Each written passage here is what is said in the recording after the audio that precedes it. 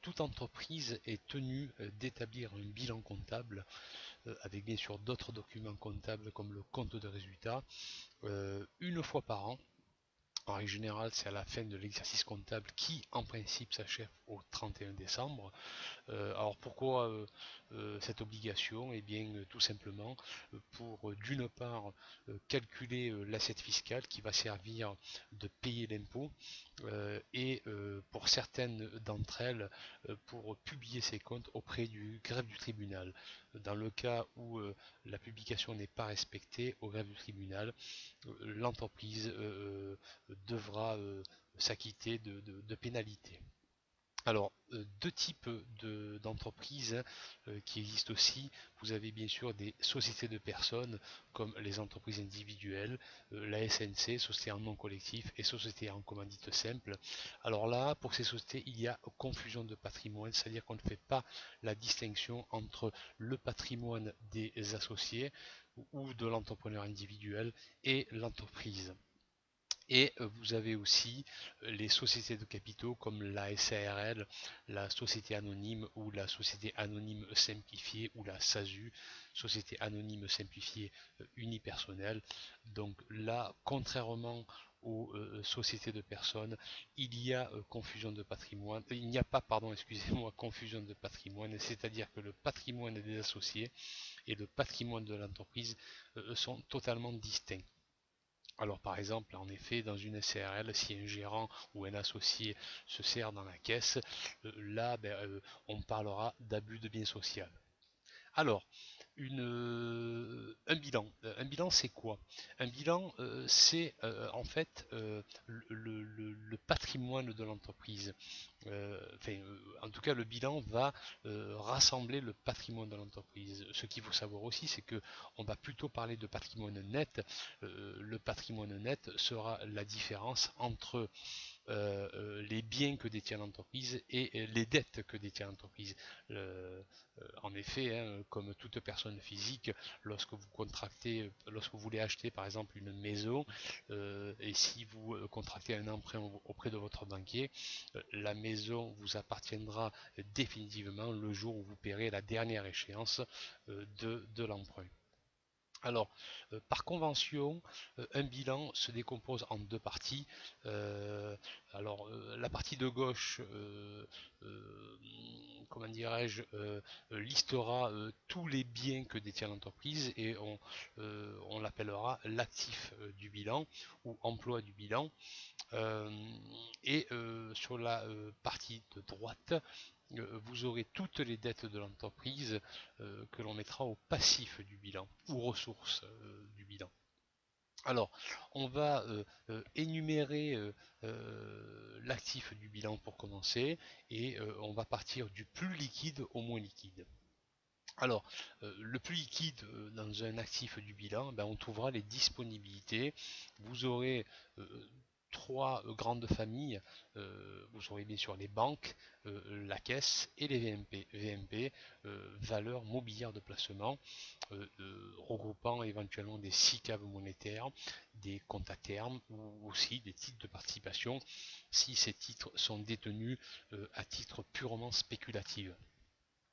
Alors moi je conseille systématiquement de faire des placements en valeur mobilière de placement si bien sûr l'entreprise possède des liquidités.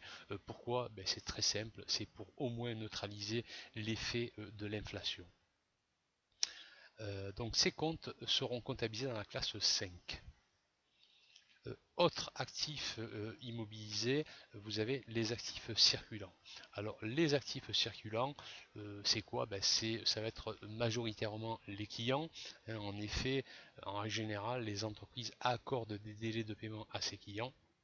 Et les factures qui ne sont pas encore honorées par ces clients se retrouveront dans le bilan de l'entreprise. Vous pouvez aussi avoir d'autres types de créances comme une créance sur l'État. Vous pouvez avoir par exemple un crédit de TVA ou un crédit d'impôt société comme le Caribac. Vous avez aussi des stocks, hein, les stocks qui ne sont pas encore vendus à la clientèle. Alors comptablement parlant, les clients et les autres créances se comptabiliseront plutôt dans une classe 4 et les stocks se comptabiliseront dans une classe 3.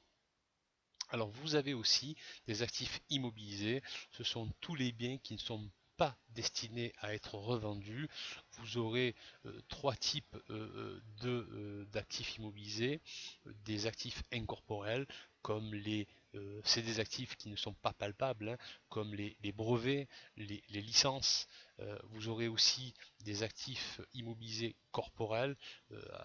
Contrairement aux incorporels, ces actifs sont palpables, hein. Vous aurez par exemple du matériel de bureau, du matériel de transport, du matériel informatique. Et vous aurez aussi en actifs immobilisés des actifs financiers comme des titres de participation ou les prêts que vous accordez à vos salariés. Alors il est bien évident que ces actifs immobilisés en règle générale ont une durée supérieure à un an. Alors ces actifs se comptabiliseront dans une classe 2. Alors passons au passif.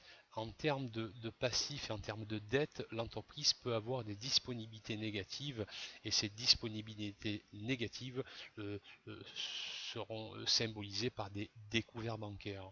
Alors, au même titre qu'à l'actif, les disponibilités négatives se comptabilisent dans une classe 5. Alors, vous avez aussi des dettes à court terme. Que pouvons-nous avoir comme dette à court terme? Vous avez des fournisseurs, hein, au même titre que lorsque vous consentez des crédits à vos clients, il est préférable que vous demandiez à vos fournisseurs des délais de paiement, hein. Nous verrons dans un prochain tutoriel la notion de besoin en fonds de roulement afin de mieux gérer sa trésorerie. Il est souhaitable de maîtriser le besoin en fonds de roulement. Alors, en termes d'autres dettes à court terme, vous aurez aussi des charges sociales et fiscales. J'entends par charges sociales et fiscales des, des cotisations URSSAF, hein, que vous serez amené à payer à l'URSSAF, hein, si bien sûr vous avez des salariés. Vous aurez aussi le pôle emploi ainsi que les retraites complémentaires, et je ne parle que des charges sociales obligatoires. Et des charges fiscales. Vous pouvez avoir aussi des charges fiscales comme l'impôt société, la CET, hein, la contribution économique et territoriale. C'est une taxe qui a remplacé la taxe professionnelle. Par exemple aussi, vous pouvez avoir la taxe d'apprentissage, le 1% de construction, etc., etc. Alors, ces comptes seront comptabilisés dans une classe 4. Vous avez aussi des emprunts. Alors, en effet, une entreprise, pour financer un actif immobilisé ou pour financer sa croissance, peut être amenée, si bien sûr elle n'a pas les fonds nécessaires, à emprunter auprès de sa banque. Il est même parfois préférable d'emprunter, même si la société a des disponibilités en banque. On parlera plutôt d'effet de levier, mais encore sur ce point, je l'aborderai dans un autre tutoriel. Alors bien sûr, les sociétés aussi cotées en bourse pourront contracter ou émettre en tout cas ce qu'on appelle des emprunts obligataires. Alors ce type d'emprunt ou ce type d'écriture se comptabilisera dans un compte 16. Alors vous pouvez avoir aussi des provisions pour risques et charges, hein. En comptabilité, il faut respecter un principe, hein, qui s'appelle le principe de prudence. Par exemple, si vous considérez que vous avez un risque euh, euh, sur, je sais pas moi, parce que vous avez donné des garanties à des clients, vous jugez qu'il y a un risque sur certaines garanties, vous pourrez éventuellement anticiper ce type de risque par une comptabilisation d'une dotation aux provisions. Alors ce type de comptabilisation se fera surtout dans un compte 15. Alors pour terminer, vous pouvez aussi avoir des capitaux propres. en tout cas vous en aurez dans des sociétés de capitaux comme les CRL, les SA ou les SAS. Alors les capitaux propres, c'est quoi? Ça regroupe le capital, hein, c'est-à-dire la mise de départ des associés lorsque ces derniers ont décidé de créer une entreprise, hein, une société. Alors, pourquoi le capital se retrouve en dette, me direz-vous? Eh bien, c'est tout simplement parce que l'entreprise a une dette vis-à-vis des associés. En effet, les associés, lorsque ils ont créé l'entreprise, ces associés ont prêté de l'argent à l'entreprise. Donc, il est tout à fait normal que cette entreprise doit cet argent aux associés.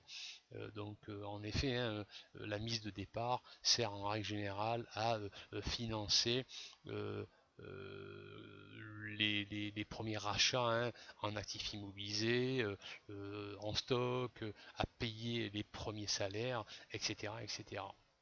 Alors les réserves, c'est ni plus ni moins que les résultats de l'exercice, c'est-à-dire les bénéfices de l'exercice précédents qui n'ont pas été distribués aux associés. En effet, une entreprise peut décider toutes les années de distribuer des dividendes aux associés. Alors, les capitaux propres se comptabilisent dans la classe 1. Voilà, pour ce tutoriel qui a été un petit peu plus long que ce que je pensais, c'est-à-dire que j'ai dépassé les 10 minutes. Dans un prochain tutoriel, j'aborderai et je décrypterai le compte de résultat qui fait partie intégrante des bilans de synthèse de fin d'année que toute entreprise doit communiquer. Je vous remercie et je vous dis à un prochain tutoriel. Au revoir.